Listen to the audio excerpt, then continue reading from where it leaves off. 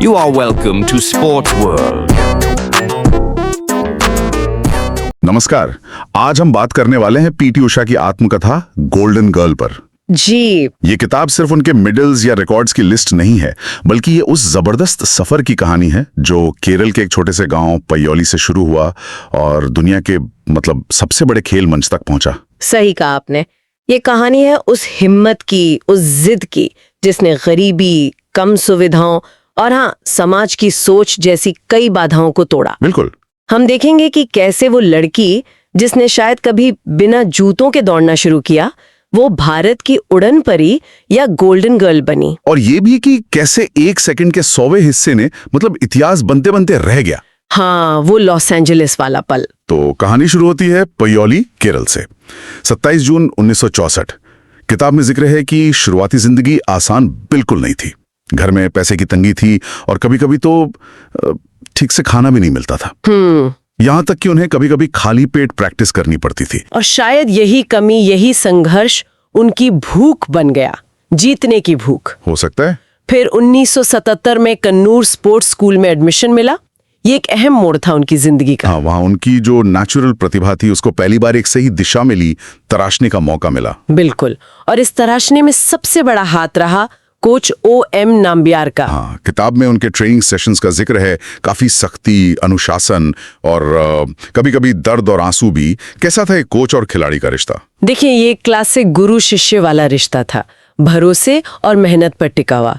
Nambiar sir ने सिर्फ तकनीक नहीं सिखाई, उन्होंने उषा में वो एक आत्मविश्वास भरा जो बड़े मुकाबलों में चाहिए होता है। किताब ये बात बहुत अच्छे से सामने लाती है कि कैसे इस जोड़ी ने उन्हें फिजिकली और मेंटली तैयार किया। और इसकी सबसे बड़ी परीक्षण हुई 1984 लॉस एंजलिस ओलंपिक्स में। 400 मीटर हर्डल्स फाइनल, और वो 1 सेकंड का 100वां हिस्सा 1100 पदक हाथ से निकल गया। इसे सिर्फ एक चूक कहेंगे? मेरे ख्याल से ये सिर्फ चूक नहीं थी।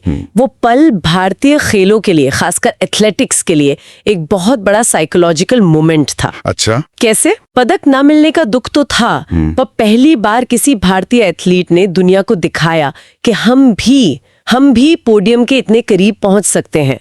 वो रेस हार के भी एक उम्मीद जगा गई थी। हाँ, ये बात तो है। और उस उम्मीद ने जैसे पंख लगा दिए हों।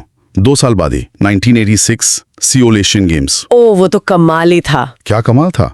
4 gold medals, 100 metre, 200 metre, 400 metre, 400 metre hurdles और 1 सिल्वर, एक ही गेम्स में। अविश्वसनीय प्रदर्शन था वो। और ये कोई एक बार की बात नहीं थी। 1985 से लेके 89 तक एशियन चैंपियनशिप्स में उनका दबदबा था। सही। वो सही मायनों में एशिया की क्वीन थी उस वक्त ट्रैक पर। ये गोल्डन गर्ल नाम ऐसे ही नहीं मिला। लेकिन जितनी तेज वो ट्रैक पर दौड़ रही थी, उतनी ही चुनौतियां ट्रैक के बाहर भी थी। किताब में इसका भी जिक्र है। महिलाओं के प्रति समाज का नजरिया, सिस्टम की धीमी रफ्तार, कभी कभी अनदेखी। बिल्कुल। और ये उस दौर की सच्चाई है। महिला एथलीटों को दोहरा संघर्ष करना पड़ता था, मैदान पर भी और मैदान के बाहर भी। ओलंपिक मेडल न जीत पाने का मलाल भी किताब में साफ झलकता है। पर उनकी कहानी यहीं खत्म नहीं होती। माँ बनने के बाद वापसी करना और फिर उषा स्कूल ऑफ एथलेटिक्स शुरू करना, ये उनकी लड़ाई को एक नया आयाम देता है। हाँ, ये आने वाली पीढ़ी के लिए रास्ता बनाने जैसा है। बिल्कुल। किताब की भाषा भी बहुत सीधी है, दिल से निकली हुई लगती है। जैसे एक जगह वो कहती हैं, हार मानने से पहले अपनी आखिरी सांस तक दौड़ो।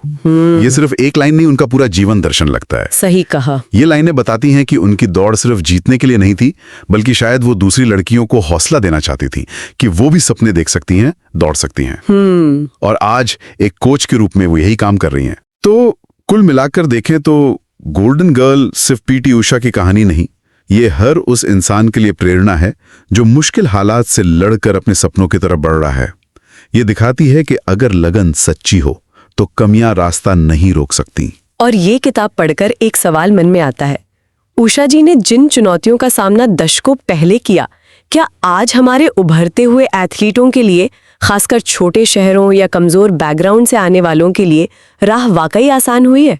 ये सोचने वाली बात है। वो कौन से सिस्टमिक बदलाव हैं जिनकी आज भी जरूरत है ताकि हर टैलेंट को सही मौका और सपोर्ट मिल सके और वो भी दुनिया के मंच पर पहुंच सके?